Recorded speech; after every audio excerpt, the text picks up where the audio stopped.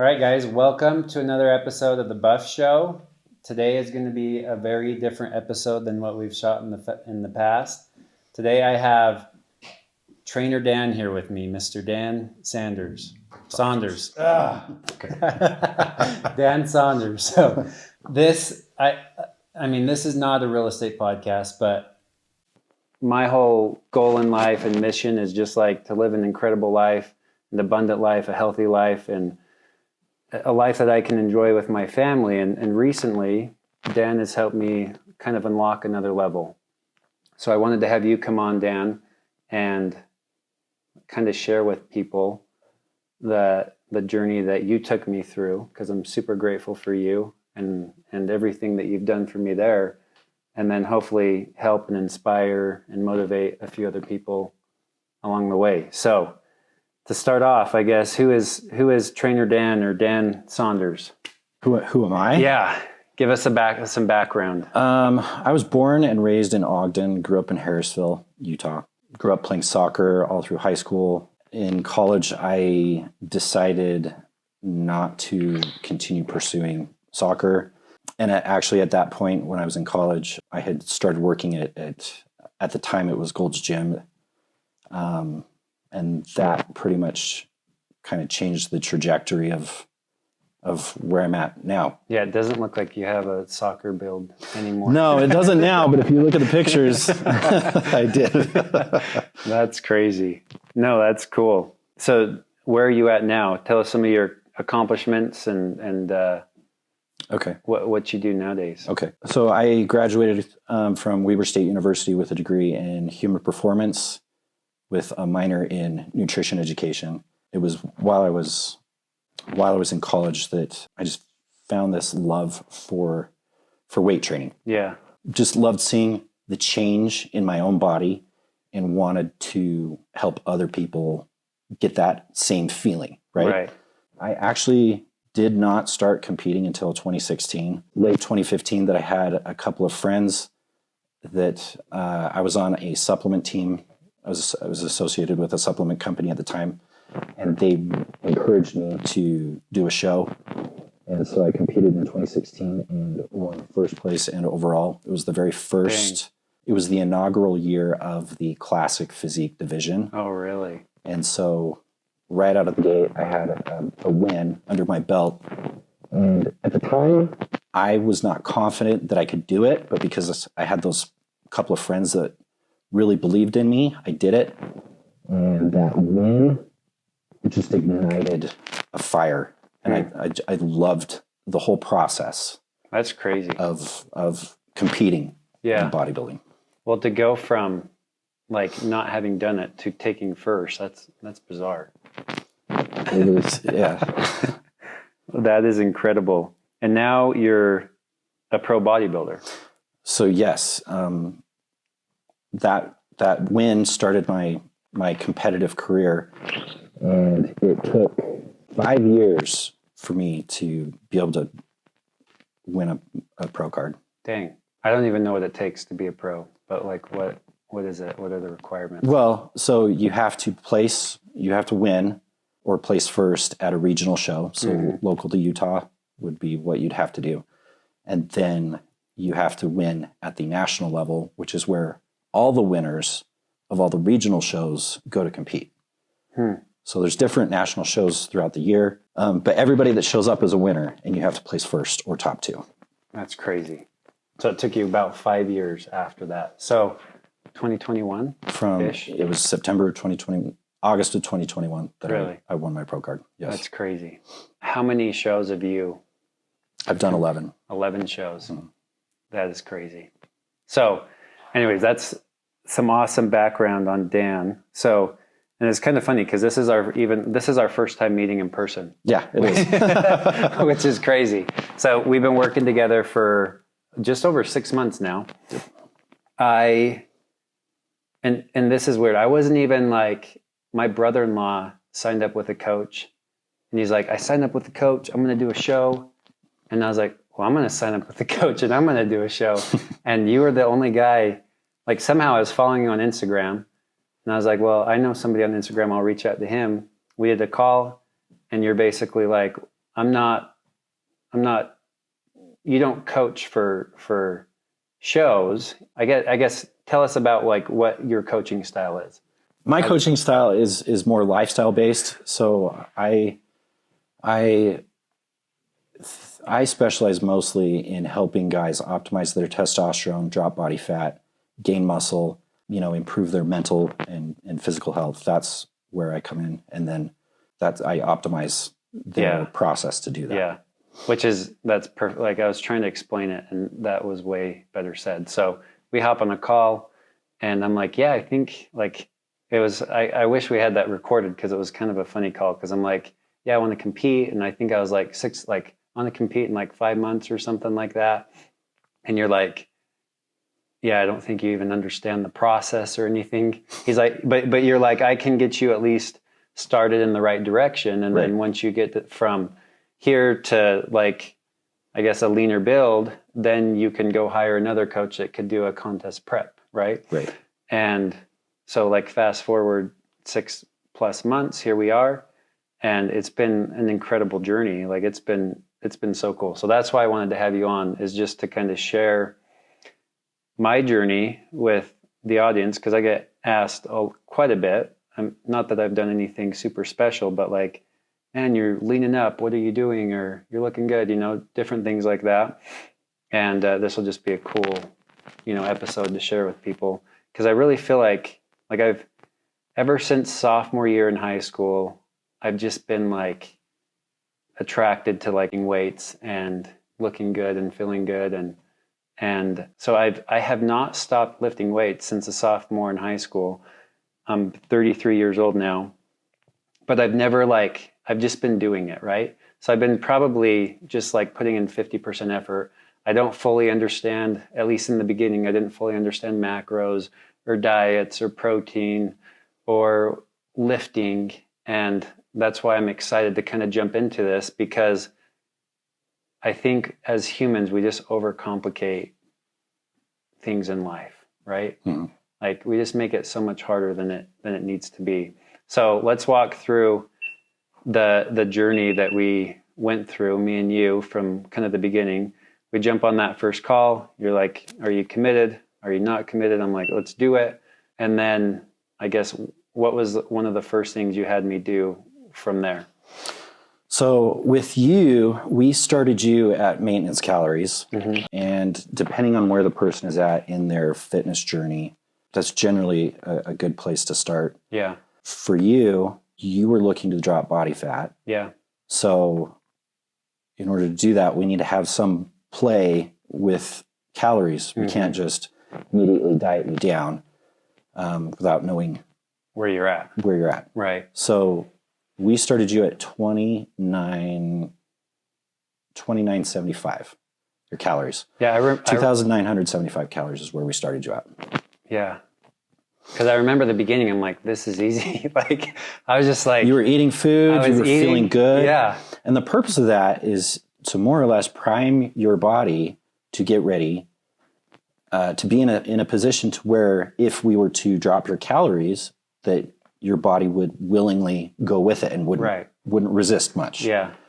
And so that was the plan. We'd go from a primer or maintenance phase into a dieting phase and work on fat loss. Yeah. So we were at that maintenance phase for like a month, probably. About a month.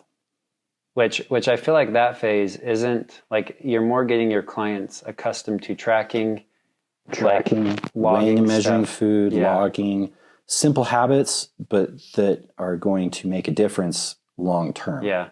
For their success. Right.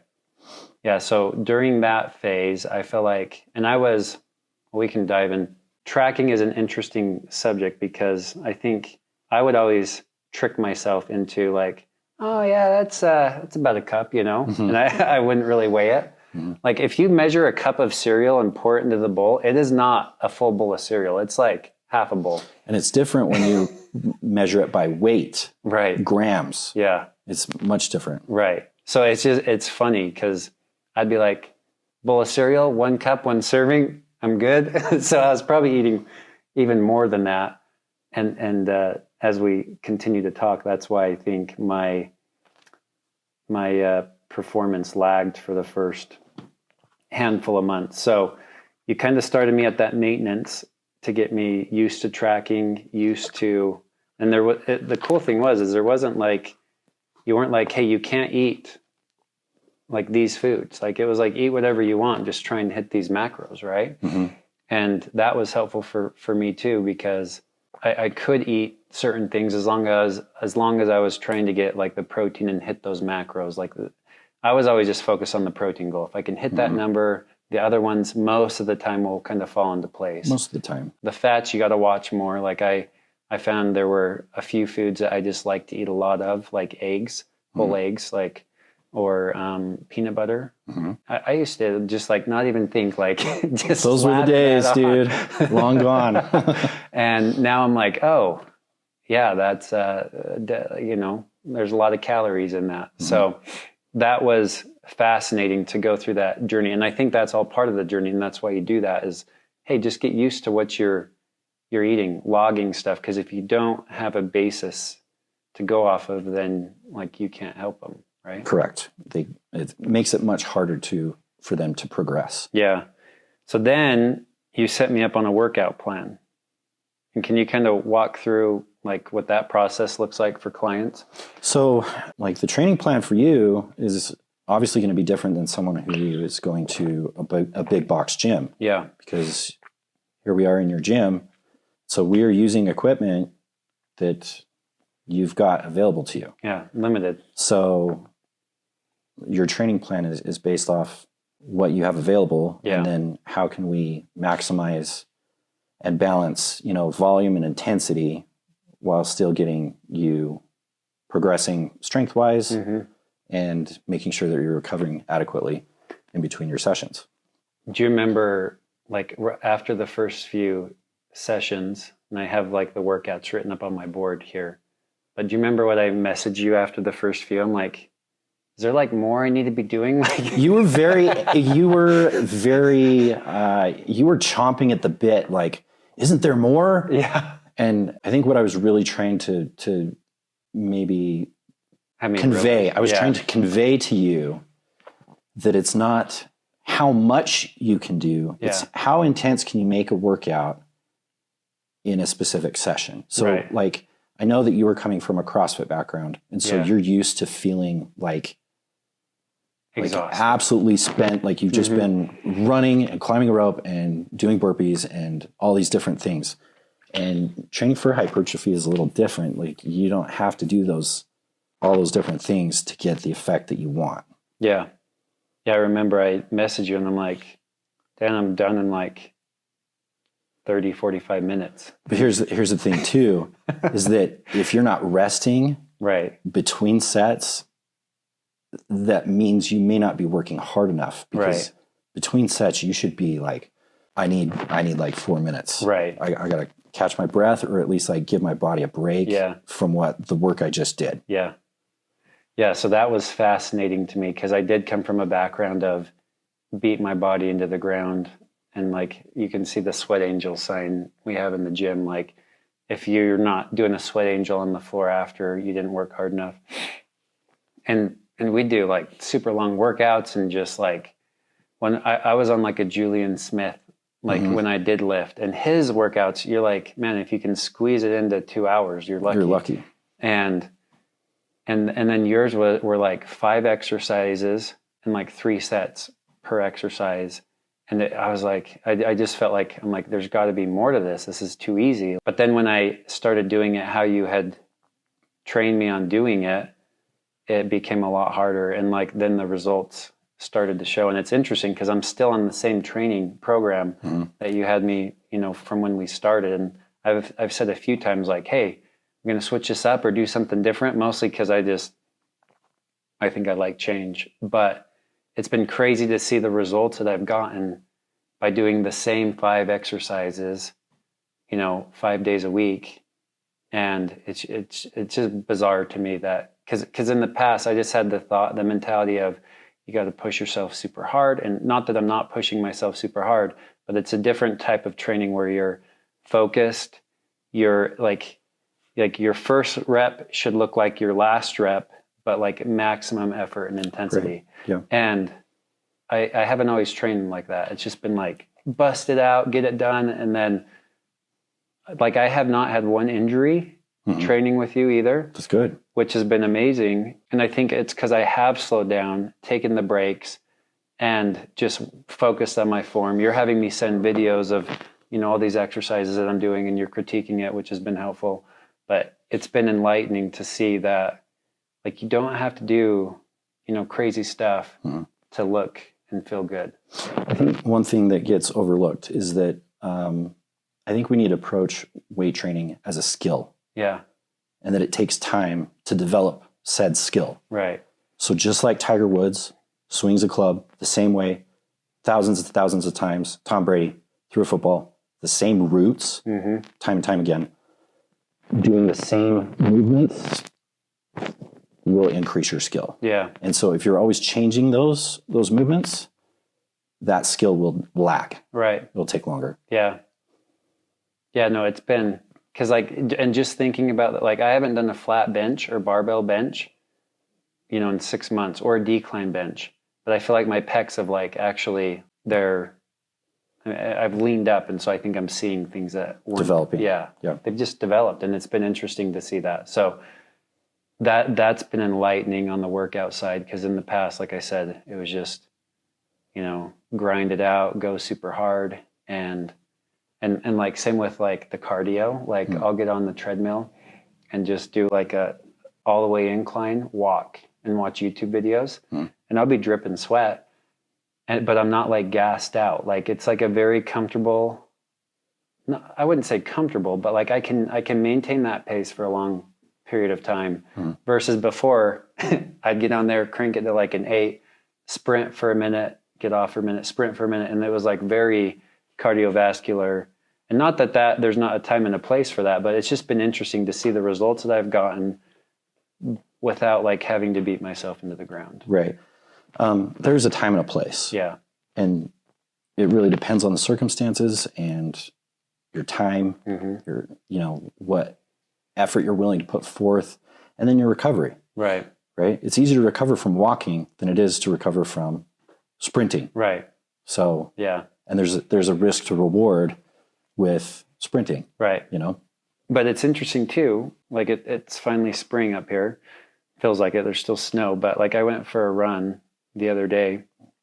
This was this week, and I have not ran really in like 6 months. Maybe like a few times, but not like going for a run.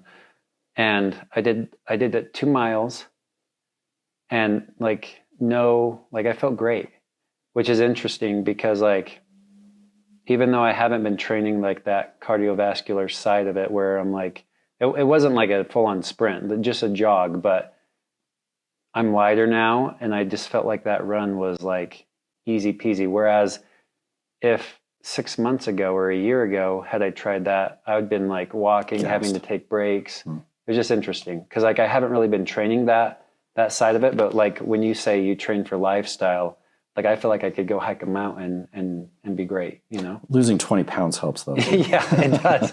It's weird. You're just like light and nimble, and like, I don't know. It's been interesting on that side. So we covered the meal plan, the workout plan. We started high, and then we started to drop into a deficit. I can't remember when we fully hit that, like when you dropped me. It was probably December. Well, I actually put you in a deficit around the time that you did your 7-day fast. Oh, yeah. That's right. And that was November. That was November. Yep. So I did do a 7-day fast in there. We had Zoom calls about this and multiple messages back and forth on this. Dan was not a proponent for the 7-day fast, but I felt like I just needed to check it off and get it over with and do it. And I did it. 7 days, no food. It was crazy.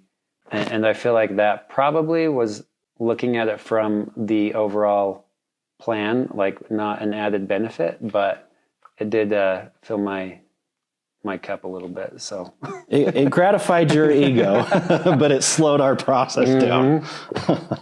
Yeah, because after that, like I gained some weight. Yeah, we did the fast, and then after, we dropped into the deficit. And I told you a few times, I was half pregnant, through that phase. You weren't fully committed. No. And I kept saying like, man, this is taking longer. Like, what's the next step, or what do I need to do? And you're like, I just don't think you're doing what I'm telling you 100%. You probably see that a fair amount. I do see that a fair amount. I do think the fast slowed your process down a little bit, but I don't think you were fully committed. Yeah. Because once you fully committed, like the weight started just dropping. Yeah. Yeah, it was crazy. I think you came into this maybe thinking it was going to be a lot easier than it was. Yeah. And thinking you wouldn't have to be as detailed or track as hard as you have now. Right. And so I think that kind of set you back a little, but obviously we got you to where you wanted to be. So. Yeah. Well, and even looking back, so I went into that deficit, and for a few months, I would say, let's say we started in November. It was probably like January. It was. When I was like, okay, I'm going to give it 100% this week. And still, like when I say 100%, I wasn't 100% following your meal plan. I was hitting the macros for the most part, right? But if we were to say 100% is following your meal plan verbatim and hitting all the macros you wanted, I was still probably only 80 to 90%. But I was getting it close enough to where everything was just like, it was working. If I wanted to take it to another level, it would have been like, hey, I'm only eating these foods, more of a meal prep style, which you had for me, and I could have utilized that and probably seen results even faster. But it's still pretty amazing to me to see, the first month or two was kind of like just getting adjusted to the system and everything like that. And then I was just not fully committed for another, month or so. And so we burned up like 3 months. And so it was bizarre to see what happened in a matter of like 3 months, really. It was 3 to 4 months. And I remember one of the calls, I don't know who it was, but every month you do a group coaching call. There was a guy in the group, and you're like, yeah, so-and-so's down 20 pounds or something like that. And I was like my weight's not coming off like that. And that was kind of like one of the things that pushed me over the edge, where it's like I'm going to do it. And then I started not fully doing the meal prepping, but like I would prep out all the meals that I was going to eat for the day. And then I knew how many calories I had left over at the end to eat when I got home. And that helped. It gets really discouraging when you get home from a long day of work and you've gassed through all your calories and you don't have anything, but you're really hungry. Right. So I would just make sure I had like 400 to 500 calories when I got home at night. And then I could eat, a turkey salad or a chicken salad or something like that. And that helped me. I think when you started meal prepping, that's when things really changed for you. Yeah. Like eating the same meals or similar foods consistently is when you started dropping. Yeah, that's true. And then also you're like, well, because you kept asking me, are you committed? Are you following this for like perfectly? I asked about your adherence. Yeah. How adherent have you been? Yeah. On a scale of 1 to 10. Yeah, I was probably like a 6 or 7. But the other thing that I wasn't very good on was the cardio either. That's true. Like I would just come in and I would do like a little bit on the cardio. In my mind, I'm like, it's not going to make a difference if I walk for 5 minutes or 10 minutes. I just didn't see. But then you got me up to 40 minutes. So like when it really started coming off, I would come out here and I got into YouTube and I'd just come out and I'd pick watch movies on snowmobiling or bodybuilding or meal prepping. And like, there's so much good content on YouTube. I just put my AirPods in and crank that sucker up and just, do a brisk uphill walk for 40 minutes, be sweating after, and then I'd jump into a workout. And I just did that every day, super consistently while tracking my meals. And I think that's when every morning when I jump on the scale, I'd be like, oh, I'm down a pound. Like it was like a pound a day. It seemed like just like coming off. Pound a week. Yeah. is what about you're at. Yeah. Well, there were a few times I was like, dang, like it ebbs and flows. Right. And I've kind of hit, I mean, now I'm at like the leanest I've ever been. And yeah, it's been a super cool journey. So another thing I want to kind of go over is I had my blood work taken, like just figuring out where my testosterone levels are. And I mean, one of the big reasons I wanted to do this was just to be able to live like a really good, healthy lifestyle. Like if I want to go like hike Kings Peak out and back in a day, I can do it, or go play with my kids, or just have the energy to do things that I love. And one of the things that it seems like everybody is, I don't know, maybe I'm just more aware of it, but it seems like everybody's doing testosterone, like seeing where they're at. There's, more and more people are having issues with low testosterone at younger ages. So when I first started working, it's actually before I was even working with you, I went and had my testosterone checked. And it was in July 25th, 2023. I was at 537. So I was like, dang, that's low. And depending on who I don't know, do you have anything you want to say on where, because it says here like the okay range between a male between 19 and 39 years old is 264 to 916. And this isn't free testosterone. This is just overall. That was at 537. You're at 537 and your levels have come down because of the dieting, right? The calorie deficit. So like we can recommend supplements, certain vitamins that can assist in making sure that you have the substrates to produce that hormone. Right. And then I know we've already talked about this numerous times, but your sleep is huge in how it affects your testosterone. So, you already know that that's an area that you need to work to fix. I'm going to pull up, like, my sleep's a huge one. Because I'm just getting this pulled up. Let's see. Sleep score over the past 4 weeks. I mean, my average sleep duration is 6.5 hours, like over a 4-week period. That's on the lower end. I'd like to see you optimally at like 7.5. Right. Yeah. So that's a big thing, a big one. But so I had another testosterone test, and this is when I started working with you after the fast and after we had done kind of that maintenance and everything. I was at 681, almost 700. Right. I was so stoked with that. I was like, dang, we increased it, what's that? I don't know, a good amount and everything. And then before we did this podcast, I was like, I'm going to go get another blood panel done and just see where I fall now. And I was like kind of I was hoping I would be higher than even the 681, but that was probably wishful thinking because I have been on such a calorie deficit for the past 2 or 3 months now. And this last one came back at 418. So like 681 to 418, it's just crazy. I mean, it goes to show like how much control you have over everything, like your hormones and everything, and how, if I were to adjust as we start getting me back into a higher calorie range, I'm sure that's going to help.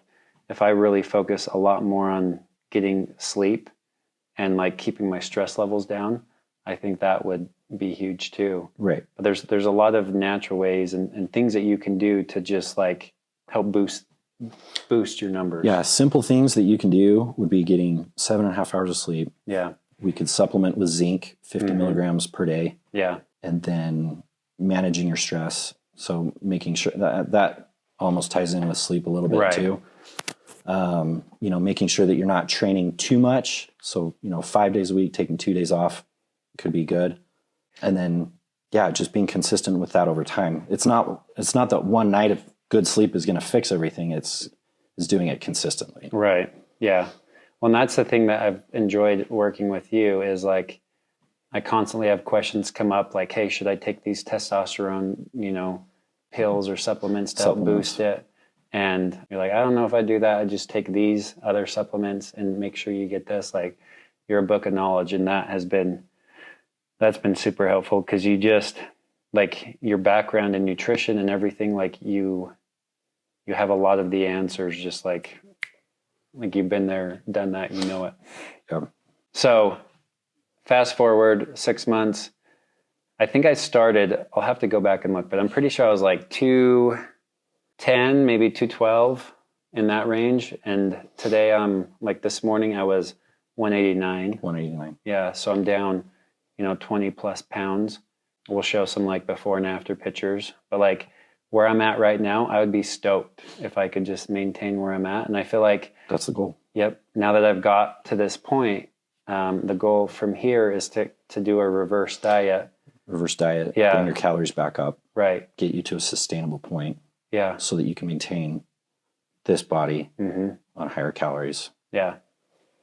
And I think like for any guy or any person like watching this, it's been a cool journey. It's been like easier and harder than I thought. Right? Like, I think the process is easier. The mental hurdles can be harder, but once you get into like the motion, it's actually not that hard. Like, it's just as hard for me to meal prep in the morning as it is to be like, oh dang, I didn't bring a lunch today. Let me order the food and wait for it to be delivered here. Like, by the time you open up your Uber Eats app, pick everything, wait for it to get there, pay for it, like, you could have meal prepped in the morning, I feel like. A lot of it is habit building. Right. And for someone that's looking to change their life, it is really difficult to change. And so we have to start with really simple habits. And that could be just tracking your food. Yeah. And then the next could be eat more protein per meal. And it really depends on where the person's at. Yeah. Where you were at, I felt like you could meal prep. Right. And so it was more just getting you to try to be consistent. Right. Yeah. And you just have to be like, but now, even if I don't have a meal prep, like, I know places I can go to quickly get the food that I need that's going to help me hit my goals. So that's been like it's pretty, I mean, like you said, it's habit, really. So as we kind of wrap up this, I kind of came up with like 5 things, like my top 5 things that I learned working with you over the past 6 months. So the first one I put down is, it's easier than you think. And when I say that, like I said, it's easier and harder from what I experienced, but looking back, I'm like, man, like it's simple, right? So maybe easier is not the right word. It's simpler than you think, would be what I would say there. Like, the workouts, like, they've definitely simplified for me, right? Less complex. The food I eat, like, it's getting back to the basics, right? And it's been cool just simplifying that process. I feel more empowered from it. Cool. Like, even within work and, I don't know, all my interactions, it's like the more disciplined you get at things, like, the more it like funnels out into other areas of your life. 100%. Is there anything you'd add on that? Like, would you agree with that? That it's easier or simpler? More simple than people think. But, like I said, it's the changing of habits that is hardest for most people. Yeah. And it's making the decision to do something the second day or not do something else the second day in a row. Yeah. And that is what starts to change your habits. Yeah. If you can just choose the same habit over and over again. And then once you stack it enough times, then you're up here. And like, if they're like, hey, you want dessert or whatever it is, you're like, dude, I've already done all this. Like, I'm not, like, you'll fail a few times and then you'll be like, no, like, right. Or just binge eating, like, over a weekend. Like, there's been a few weekends where I go somewhere and it's just like, oh man, this weekend wasn't that great, but I'll do better next weekend. The hardest part about habit change is that it's stepping into the unknown. Right. They've done this thing for so long for a set way that they don't know what the outcome is. Yeah. Choosing a different habit, choosing a different way. Yeah. So like in the case of meal prepping, it's hard to want to prep meals because they don't know what the outcome is going to be. They already know what the outcome is if they choose to eat whatever it is that they want. Yeah. Yeah. Yeah. The meal preps, I don't know, that it's been, I've enjoyed, it's been game changer for me. The second thing I've learned, your workouts do not have to be crazy. We've kind of talked about that, but like, simpler, and then focus on maintaining your form, pushing for like max effort. Your first rep should look like your last. And then really focus on like, hey, I got, 2.5 or 5 pounds more this time, or I did an extra rep, like progressive overload. Yeah. That's what I've been watching you do. It's just like the small incremental improvements that really make a big difference over 100%. time. And then the third thing is it's calories in, calories out approach. It's not some like crazy diet that you need to do, something that's like not sustainable. It's pretty basic. I don't know if you watched, Brandon Wimpy recently did a video on Instagram, and he's like, people don't look at their fitness or their health. Like if you were to look at it like your bank account, like you're not going to spend more money than what's in your bank account, right? Or your monthly income, right? If your monthly income's $3,000 a month, you're not going to go out and spend $3,500. It's just not financially smart. And most people, we just don't know where that maintenance level is, or like even where we're at. So when we don't have that knowledge, and so it's really hard to know like, well, how much can I, like how many calories should I be consuming? But once you start tracking where you're at, it really becomes pretty simple. And then it's been weird, as I've been tracking, I've been able to, like, even if I didn't track my calories based on how I'm feeling, I have an idea on if I hit, like if I'm above, below, or kind of in the middle. Do you feel that? Like, what do you mean? So like if, let's say we went to St. George this past weekend, I didn't really track everything I ate, but because I've been tracking for so long, I was able to kind of gauge how much I was intaking, and then know if I was like in line or, over, based on the portions that I ate and with how I felt afterwards.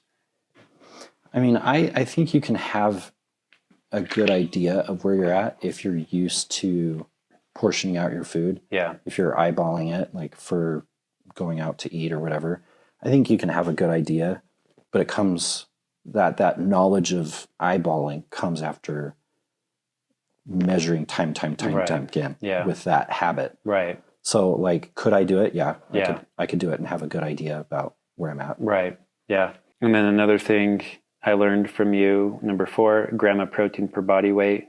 I don't know if that's your exact formula, but that's kind of what I was seeing. Like I was roughly like, hey, I got to hit, 200 to 230 grams, I think, depending on where I was at in the program with you of protein. And before, that was probably one of the biggest things that I started to notice. As soon as I started giving my body the protein to work with, like I started to see more definition. My muscles were just happier and felt different. Can't build muscle without like the substrate to build it. Right. And then the last was just sleep, rest, and nutrition are essential. Like the rest days, I'm kind of the guy that's like, rest days are harder because I just want to, I enjoy working out. I enjoy doing stuff. And so you'd always have to pull me back and be like, hey, no, take the rest day, get your sleep. For me, it's easier to go than it is to rest. I used to struggle with that too, especially when I was first getting into the gym. Yeah. Especially in my early 20s. I was training 6 days a week because I felt like if I wasn't training, I wasn't going to be building muscle. But you actually build when you're outside the gym, when you're resting. Right. You just go in to cause the stimulus in the gym, and then you rest and grow outside. Yeah. And so, my biggest regret would be not taking more rest days earlier on because I could be probably further ahead. Yeah. It's like less is more sometimes. When I realized that growth occurs outside the gym and that me being in the gym too much was taking me further away from my goal, that's when I was like, my paradigm changed. Right. I saw things differently. Yeah, no, that's been huge for me too. So we've gone over kind of what kind of coaching you do. It's more of a lifestyle. You're not training people to do bodybuilding shows or, compete, but it's more of getting guys to kind of perform at their best, look their best, be their best for their everyday lifestyle. Yep. Who's your ideal client? Ideal client, probably a guy in his late 20s, early 30s, could be a dad who is looking to not only lead his family, but be an example to his kids, being an example and a contributing member of society through his fitness. Yeah. Fitness, I believe, bleeds into every aspect of your life, especially if you're in sales. People will look at you and they can see the kind of person you are based off of how you look. And you can say, don't judge a book by its cover. And that's fine and all, but we all do. Right. We all judge people based off how they look. And if you show up and you're fit, you're probably going to get the job. You're probably going to get the sale. Like, people just treat you with more respect. Yeah. They expect more from you. Mm-hmm. So, yeah, it's a good indicator of a really well disciplined, thought out lifestyle, right? And that translates into respect. Right. Yeah. No, that's interesting. That's cool. So what does your program look like if somebody's wanting to work with you? What exactly do you do? What does your program look like? And what do you offer? So my program is highly customized to whatever the goals of the client are. So as far as training, like I did with you, it's customized to whatever equipment they have access to. I've had guys work out at home. I've had guys work out in their garage or in their home gym. And then I have guys that are obviously training at big box gyms. Mm-hmm. As far as nutrition, it really depends on where the client is in their fitness journey, meaning have they dieted over and over and over again? Or is this their first time dieting? We're trying to lose fat. So based off of where they're at, we might need to reverse diet them and increase their calories to get it to a point where they can sustain that for a period of time before going into a cut. Mm-hmm. Or maybe we can start them right at maintenance calories and then drop them from there. Yeah. So it really is individualized by whatever the goals of that person are and where they're coming from. Well, and that's what I appreciated from you, because I've spoken to a few other people that have or have coaches, and you've been super accessible and very from the day one you had me fill out this, I don't know, probably an onboarding packet or something. I'm not sure what you call it. But just going over what foods am I accustomed to eating, what's my lifestyle now, and then you kind of molded that into something that I could work with and be successful. So it wasn't completely ripping me out of my environment and having me do, something totally different that I wasn't used to. Right. It's very high touch, one-on-one. Yeah. So I do try to make it sustainable for the person. Right. While also trying to change their habits. Yeah. And then what do people get when they work with you? So meal plan, what are, I guess, some of the tools and resources you... Training, nutrition, accountability. One thing I wrote down that I liked, your app, that you have a customizable app. I can upload before and after pictures. I can show them side by side. Your app is pretty cool in everything that it offers. And then it also syncs with my watch and my Fitness Pal. So I can pull up and every day I'll be oh, I've had, these are my macros. I got this much sleep last night and my body weight. Here's my pictures. Here's my workout plan. Here's my cardio. You even added in there for a minute, a nighttime ritual. For me, that was cool. So I really like that. So yeah, based on where the person's at, I can customize habits. So for some people, it might be tracking their food. For others, like you, it was making sure that you were calming down before sleep. For other people, it could be tracking steps. I can actually make individual goals for that person to complete. Right. Which very personalizable or customizable, I guess is the word. And then you have the weekly check-ins every week, a fairly detailed check-in. And depending on where the person is at, sometimes it's multiple times. Is that? Sometimes it's multiple times. So like after, I know there's been a few times that I probably asked you, okay, what was your weight? Yeah. And it wasn't your check-in day. Right. And okay. So it really depends on where we're at with that person at that time. Right. And then monthly group coaching calls. And monthly calls. Yeah. Which I spoke about. It's nice getting everybody on a call together.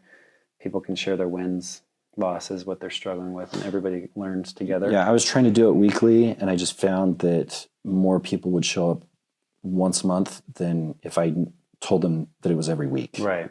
Yeah. People just didn't appreciate it as much as having one shot per month. Right. No, I've enjoyed those. Those have been awesome.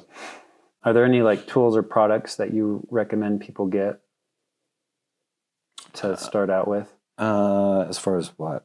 Well, when I wrote that question, so I had some ideas like that helped me, but like MyFitnessPal. MyFitnessPal would be a great place to start. Getting a food scale. Yeah. Really measuring out the portions that you see on nutrition labels. Like if you want to see where you're at in reality, take a jar of peanut butter, set it on the scale, zero it out, and scoop out 30 or 16 ounces or 16 grams. Dude, I've never done it like that. If you do it like that, you will be shocked. No, I always put my bread on the scale. So... we found the problem right there. I zero it out, but then I put the peanut butter on it. That's way easier to put that on and take it out. And then you're like, that's what I took out. Okay. Interesting. Yes. That is how you should. But then it shows a negative, right? Will it show a negative? No, because if you zero it out, it will show that you scooped out 16 grams. Gotcha. Zero it out, pick it up, scoop it out, and set it back down? No. You set it down, zero it out, and then scoop out your 16 grams. Okay. Yeah. That's a new concept. I have not learned that. maybe that's what I should do on our call. Right? Maybe I should show people you really on should, our call how to measure from a scale. Maybe that's what we'll do. Yeah. No, I've been doing it the opposite where I take what I'm adding to, and it works out. But those scales are like I have two of them, one in the office and one at home. And I mean, I haven't been doing it wrong, just different reverse way of how you do it. But so the calorie tracker, I have MyFitnessPal or Lose It. I was using Lose It for a while. Okay. But your app syncs with MyFitnessPal, which is cool because they just talk to each other. Correct. So whatever I put in MyFitnessPal loads into there, and it's in your profile. I can go and look and see what your sleep is, or if you have a watch. Yeah. I can see what your sleep was like. I can see how many steps you got. I can see. Yeah. I can keep a pretty tight eye on what you're doing, and then during our check-ins, I can ask you what was your adherence like, and I can look. You can tell me what you want to tell me, but I can look. Right. And for me, that was game changer. The watch is super nice. Like it's not perfect on the sleep schedule, but it gives me a pretty dang good idea. It gives you a good idea, and it's cool to be able to go back and be like, okay, what's my averages? Like how am I sleeping? And I check it almost most of the time, and it's pretty like there's maybe 25% of the time it's off, but I've been surprised at how well that works. And then just like exercising, or if I go snowmobiling or whatever, like just being able to turn it on, like track me, and it tracks like my heart rate and how many calories I'm burning and stuff like that. That's been cool. And then you can also get the Garmin scale. I don't have it, but you jump on it, weigh yourself, and then it automatically logs it into your app. So when I would do the check-ins now, when you have the questions like what's your sleep or what's your weight, I just go into Garmin, screenshot the past 7 days and send it to you. And it makes it easy for like the check-in purposes as well. And then you have a ton of like, I know you have like a discount code with Raw and Revive. And that was a cool, like I got hooked onto the Raw products. There's some good stuff there. So like when it comes to like health supplements, like testosterone or, I mean, I've got clients that have kidney issues. I've got people with fatty liver disease. Yeah. Revive has probably the best health supplements on the market. They're third-party tested, and I've used them and seen them improve my own blood work. Yeah. So I've seen it drop my cholesterol. I've seen it drop my liver enzymes. That's sweet. So like I recommend those to my clients. Yeah. Do you have clients do blood work a lot? I try to, yes. Do you? Yeah. I probably, I mean, I did testosterone tests from the beginning, but it would have been cool to do like a full panel from the beginning and then one at the end. That'd be cool to have to like look back on as well. Well, this has been awesome. So what are some of your goals, and like where are you wanting to go? Any future goals or things you want to speak about? Oh man, right now, like I'm training for my pro debut. I do not have a date set as of yet. I have a weight cap that I need to at least get close to. Yeah. So when I won my pro card, I was actually 12 pounds under the weight cap. Oh, wow. And the pro weight cap is 10 pounds above that. So I have an additional 20 pounds that I have to like... That's crazy. ...fill in. So it's probably going to be 2025 before I step on stage again. Wow. But that's just... You're just in the big that's just what bulking it is. phase? Just a slow gaining phase. How about with your business and clientele and stuff? Looking to take on more people? Yeah, absolutely. Looking to take on more people. I mean, I'd like to scale if I could. Yeah. Bring on another coach. Oh, that'd be cool. Yeah, that would be awesome. What do you like to do in your free time when you're not lifting weights or coaching? Gosh, what do I do? I don't know. mostly just spend time with my wife, go on trips. We like to travel. No, that's cool. Yeah. Where's been your favorite place? Mexico. Really? Yep. Mexico's awesome. I love that. And if you were someone listening to this and they're just thinking about getting started or, wanting to improve their health, what's the number one thing you would tell them to like start with or do? Take imperfect action. Most people think that they have to do things perfectly before they get started or have everything set up. And what that really turns out to be is just like a gathering stage, and people confuse themselves that they're taking action by gathering information and shopping around instead of actually just doing something about the problem. Yeah. So instead of just trying to eat healthier, they think that they have to do all these have apps and have all these different things and supplements, and instead of just start eating healthier. No, I like that. Yeah. Like you don't need a reason to start, just start, right? Just start imperfectly. Yeah. I think people think that they have to have that perfect plan laid out for them to even like want to get started, but the time is going to pass either way. Yeah. So you could either be further ahead towards your goal or still where you're at, not making any progress. Yeah. And one thing I have liked about working with you, like even from day one, I signed up and you sent me the book, Extreme Ownership. Like you're very like to the point. If I'm doing something that you don't agree with, you're like, you call me out instantly, which has been challenging a little bit just because nobody likes to be called out, but also very helpful because it's like, no, like this is what I should be doing. Well, and part of ownership is really, when you realize that you have more control than you do, it hurts at first, but then it's also very freeing because you can do something about it. Right. So it condemns you. Right. But then it also allows you to make those changes because you can do it. Right. Yeah. Your style of coaching I've enjoyed because it's just like to the point, no BS. You're doing it or you're not. So I've appreciated that. Is there anything that we haven't covered that you want to touch on? Not that I've seen. I think this has been a solid episode. So hopefully people listen to this, watch it. Like we'll show some before and afters of me. I've been like stoked with my my result. We're gonna stretch out. Day one. Flex.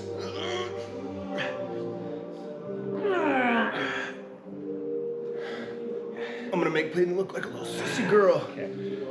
Side shot. No, turn the other way. It's awkward.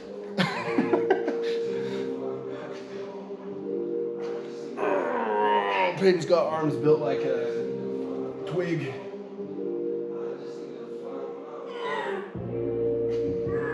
I don't know get lightheaded now. I always do this. Okay.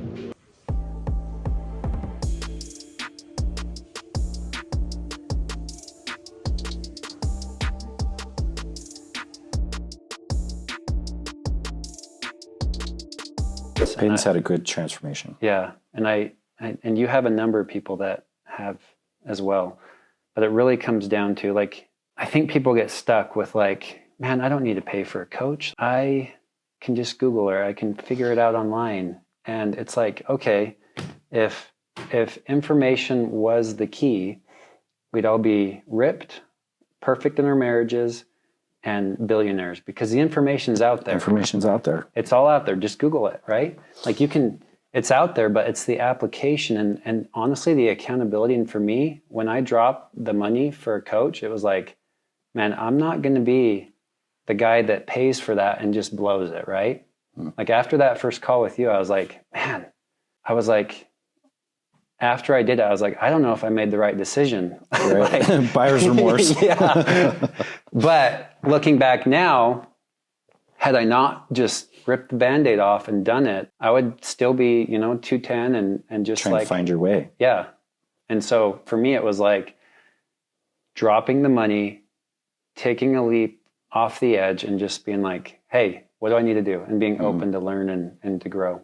The way I look at it is you could walk to California and get there. Right. Or you could fly. Right. Yeah. And I fly. Right. Yeah. No, that is a good way to look at it. And Tony Robbins says it too. It's like anytime he's wanting to learn about something, he's like, go learn from the best, take their knowledge and compress decades into days, right? And that's what we're doing with you. We're time leveraging collapses. Yeah. And I think your style of coaching has been great for me just because you've been super accessible. If I have questions, I can message you or, and if we need to hop on a Zoom call, like you've been very attentive and helpful, and it's been a great experience. So good. I'm glad. Yeah. Glad to hear that. So I appreciate it. If people want to work with you or find out more about you, where do they?